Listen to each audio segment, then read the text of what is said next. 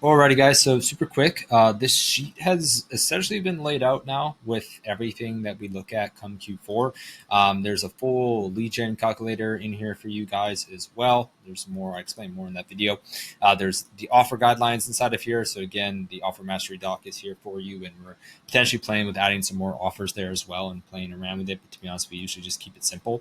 And the way that this is laid out is, for example, these are just holiday and like sale timelines that we have ran historically. If there's other little offers that you want to look at, you can. This also does not mean you have to run every single one of these. These are just rough dates for when you can essentially run things. Okay. Same thing with the offer guidelines. This is just, again, a rough estimate. If you are going to run all of these, you can. In case you guys are wondering, like, hey, should I run all of them? Should I only run a few of them? We have clients do both. We have some clients that do, a little Halloween promo, and we have some clients that like don't care to do it at all. We have clients that we do lead gen campaigns for, and some that we don't. We have clients that do a pre Black Friday kind of sale, and we have others that don't. At the end of the day, it really comes down to preference and what you want to do, but just make sure that you follow this kind of guidance here of like what needs to be done in order for you to basically not piss off a bunch of people and have good customers, or like have a effective kind of customer journey. One thing I would always say to be careful on is the pre Black Friday sale offer, because sometimes people will run those and then, right before Black Friday, they'll like flip on the main offer. But at the end of the day, is what it is. That's something that we typically just recommend being careful on. And if you want to just start your Black Friday offer early, you can do that too. But just always know that BFCM is typically like needs to always be your best offer. Then there's the holiday sale and the extended sale / a New Year's promo, and you can see more about that as well. And then inside of here, this is the biggest thing. So before you guys start getting all amped up around this, the biggest thing here for August is make sure you guys take time to go and review. If you did not run a Black Friday sale or a Q4 last year, you're like brand new, then obviously just make sure you kind of take a look at some kind of trends. You can simply go to Google Trends as well and take a look at like search volumes, that kind of stuff that can help you figure out like how things trend for your specific products and niches in your time of or in this time of year.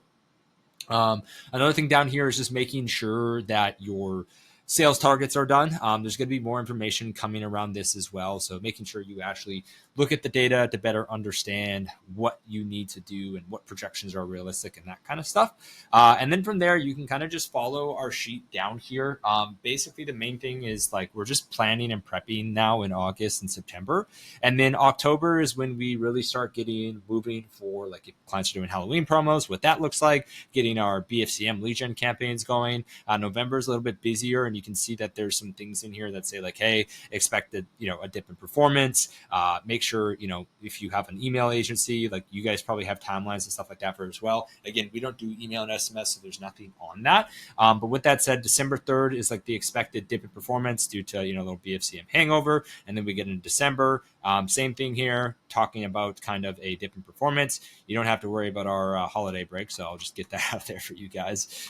Christmas and all that kind of stuff. And for anybody that's Canadian, sometimes they do like, post, like it's called Boxing Day sale. You can do a post holiday sale as well. And then there's January, which is more around New Year's. And again, you don't have to worry about us being kind of back in office and stuff like that. But long story short, just know that this is the rough timeline for basically what is, Q4 all the way to what some people call Q5. By the end of the day, this should hopefully give you guys a general outline of like what's going on. If you guys have ran other offers and other sales and done other things as well, feel free to kind of make it your own. These are just rough dates. And again, this is me not saying you need to run a date or run a sale from, Monday, October 21st to Sunday, November 3rd. But just keep in mind that some of these sales and some of these promos, we set these dates to be somewhat more strategic. Like you'll notice a lot of our sales, we'd like to start them on Mondays or Fridays because we really like to try to, scale throughout the weekend when people are obviously, shopping a little bit more at times, depending on your product, of course. But at the end of the day, hopefully this gives you guys a bit of a better understanding of just kind of like the key dates and things that you should be looking at. And then from there, just, overall general knowledge to help you be prepared for Q4. So if you have any questions on this, again, let me know. I'm sure we'll be going through this soon as we start jumping on some more calls here. But that is the sheet for now, and I hope you all enjoy.